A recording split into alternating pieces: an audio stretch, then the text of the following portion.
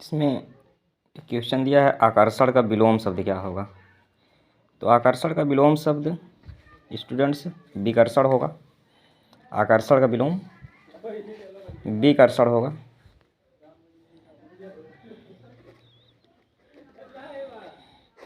विकर्षण होगा आकर्षण का विलोम।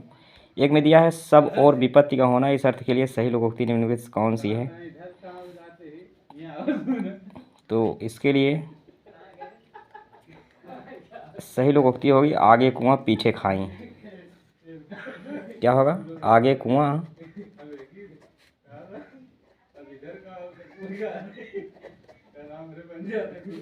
पीछे खाई।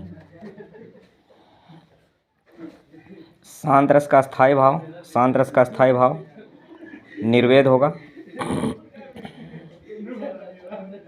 शांत रस का स्थायी भाव निर्वेद होगा। इसके बाद शिल्पगत आधार पर दोहे का उल्टा छंद कौन सा है। तो शिल्पगत आधार पर दोहे का उल्टा छंद सोरठा होता है, तो इसमें सोरठा सही हो जाएगा। रहीमन पानी राखी है, इसमें अलंकार पूछा है तो इसमें श्लेष अलंकार होगा। ये बहुत चर्चित है, बार बार एग्जाम में आया है, स्टूडेंट परिचित होंगे इससे। फिर दिया है कि भेद करने का अर्थ शब्द नहीं है, तो भेद करने का अर्थ शब्द मूल्य नहीं है। इसके बाद है गाय मीठा दूध देती है, किस काल का उदाहरण है। तो गाय मीठा दूध देती है, ये सामान्य वर्तमान काल है, सामान्य वर्तमान काल। इसमें ए पर सही था इसलिए मैंने ए लिख दिया, सामान्य वर्तमान काल।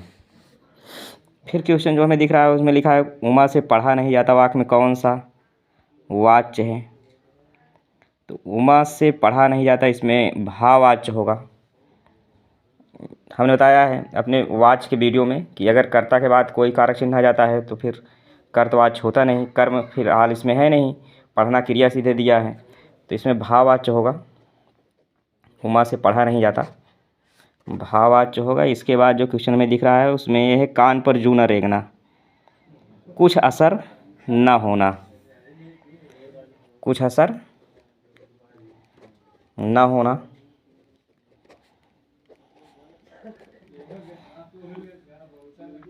फिर हमें गद्यांश दिख रहा है, गद्यांश को हमने पढ़ा है तो डायरेक्टली आपको उत्तर बता दे रहे हैं किसमें क्या सही होगा। गद्यांश का उचित शीर्षक पूछा है तो गद्यांश का उचित शीर्षक हो जाएगा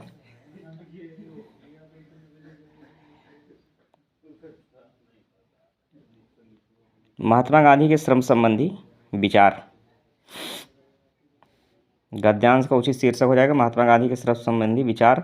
समस्त का प्रावाची संपूर्ण हो जाएगा महात्मा गांधी समस्त जीवन दर्शन, समस्त जीवन दर्शन श्रम सापेक्ष था, इसका आशय क्या हो जाएगा। महात्मा गांधी के सभी विचार श्रम पर आधारित थे, महात्मा गांधी के सभी विचार श्रम पर आधारित थे, इसका यही अर्थ हो जाएगा। इसके बाद जो क्वेश्चन में दिख रहा है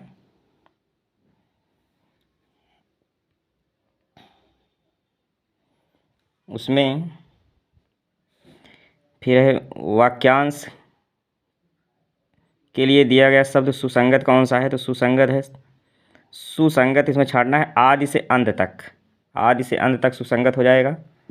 आदि से अंत तक अर्थात आदि उपांत सही हो जाएगा। फिर इसके बाद श्रुति सम भिन्नार्थक शब्द पूछा है, तो निर्वाद दिया है और निर्विवाद दिया है। तो निर्वाद और निर्विवाद में विवाद रहित हो जाएगा, निर्वाद में निंदा, तो इसमें बी वाला सही हो जाएगा। फिर है अशुद्ध वाक्य का चयन करना है, कौशल्या ने मुझे मथुरा दिखाया, ये सही है। कश्मीर ने कई स्थल देखने योग्य, ये भी सही है। इसमें डी वाला गलत दिख रहा है, तुम मेरे तरफ क्यों चले आ रहे हो, मेरी तरफ हो जाएगा, तो डी वाला इसमें गलत है और गलत ही छाटना था। लिंग की दृष्टि से कौन सा विकल्प गलत है। तो इसमें लिंग की दृष्टि से जो विकल्प गलत है वो बनिया और बनियान गलत है। वधु शब्द का बहुवचन वधुए हो जाएंगे, जिसमें ध में छोटा की मात्रा है, वो वाला सही हो जाएगा। माँ ने बच्चे को मिठाइयाँ दी, इसमें कर्म कारक का प्रयोग किया जाएगा। एक मिनट, माँ ने बच्चे को मिठाइयाँ दी, तो मिठाइयाँ दी हैं तो यहाँ पे हो जाएगा संप्रदान कारक। देने के मामले में यदि कोई ऐसी वस्तु दी जाती है जो वापस न ली जाए तो वहाँ कर्म कारक होता है, और अगर वापस ली जा सके तो फिर वहाँ पे होता है वापस अगर ली जा सके तो वहाँ पे होता है संप्रदान कारक। तो यहाँ मिठाई में वापस नहीं ली जाएगी, जो वापस न ली जाए वहाँ संप्रदान कारक होता है। संप्रदान कारक यहाँ सही हो जाएगा। अगर ऐसी कोई वस्तु दी जाती है जो वापस ली जाती है तो वहाँ पर कर्म कारक होता है। तद्भव शब्द छाटना है तो तब उल्लू का उल्लू यहाँ तद्भव हो जाएगा। निम्नलिखित कौन सा शब्द तत्सम है? तो शुष्क, जिसमें तालव्य सा है, वहीं जो है तत्सम हो जाएगा। निश्चयवाचक सर्वनाम छाटना है। निश्चयवाचक सर्वनाम यहाँ होता है तो यहाँ हो जाएगा कवीश्वर, कवि और ईश्वर। पहला ही विकल्प सही हो जाएगा। संधि विच्छेद करना है, इसमें भी दीर्घ संधि है। फर्स्ट शिफ्ट में भी जो पेपर हुआ तो उसमें भी दीर्घ संधि का एग्जाम्पल आया था। क्या कोई तारे गिन सकता है? तो प्रश्नवाचक चिन्ह का प्रयोग हुआ है, प्रश्नवाचक चिन्ह सही हो जाएगा, बी वाला प्रश्न सूचक चिन्ह। ईमानदार शब्द में कौन सा विशेषण है? ईमानदार शब्द में गुणवाचक विशेषण है। और सकर्मक क्रिया का उदाहरण कौन सा है? तो सकर्मक क्रिया का उदाहरण इसमें है क्या खरीदे? खिलौने खरीदे। तो राम ने खिलौने खरीदे, इसमें सकर्मक क्रिया का प्रयोग हो रहा है। भौतिकी शब्द में कौन सा प्रत्यय है? तो भौतिकी शब्द में की प्रत्यय है, भौतिक में ई प्रत्यय है, ई बड़ी, भौतिक में बड़ी ई जोड़ा जाएगा तो हो जाएगा भौतिकी। निरभिमान शब्द में कौन सा उपसर्ग है? तो इसमें निर हो जाएगा, जिसमें हलंत लगा हुआ है। दो निर दिए हैं, एक में हलंत लगा है, एक में नहीं लगा है। तो जिसमें हलंत लगा है वो वाला सही हो जाएगा, निरभिमान। निम्नलिखित में किस विकल्प में सही विग्रह नहीं हुआ है? तो इसमें नवनिधि का विग्रह सही नहीं है, जो नवनिधि है उसका विग्रह सही नहीं है।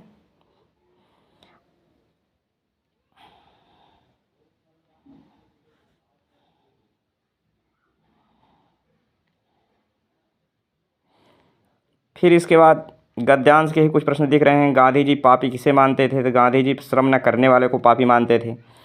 चोर की परिभाषा क्या है? तो बिना श्रम भोजन करना ही चोर है। जो बिना श्रम के भोजन करते हैं वही लोग चोर हैं। वहाँ बिल्कुल थक गया, इस वाक्य में कौन सी क्रिया विशेषण है? ये थोड़ा टफ क्वेश्चन है, मगर फिर भी आप जान लीजिए कि बिल्कुल में परिमाणवाचक क्रिया विशेषण होगा। भ्रमित मत होइए अगर कोई यूट्यूबर कुछ और बताए।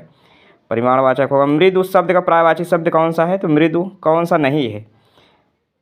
तो कूल माने किनारा होता है, ये कूल नहीं होगा, और बाकी सब मृदु के पर्यायवाची हैं। श्रुति सम भिन्नार्थक शब्द दिन, दिन का दिवस होता है, दिन का गरीब होता है। आँखों के सामने वाक्यांश के लिए सही शब्द क्या होगा? तो ये पहले शिफ्ट में भी आया था, आँखों के सामने प्रत्यक्ष, प्रत्यक्ष सही हो जाएगा। पंचवटी किसकी रचना है? मैथिलीशरण गुप्त की रचना है, नीरजा महादेवी वर्मा की है। और हिंदी भाषा किस भाषा से उत्पन्न हुई है? तो हिंदी भाषा उत्पन्न हुई है संस्कृत से, संस्कृत सही हो जाएगा। हालांकि आप ध्यान रखिएगा कि हिंदी के जनक अपभ्रंश को जननी जो है संस्कृत को बोलते हैं, तो यहाँ संस्कृत ही सही होगा। अब शायद सब हल हो गए हैं।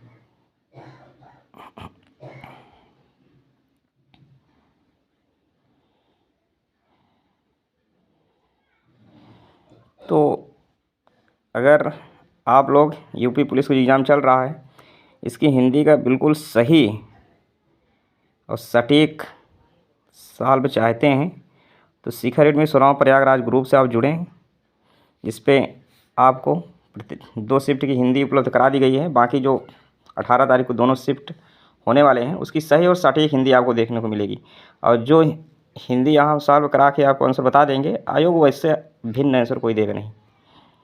Thanks for watching video.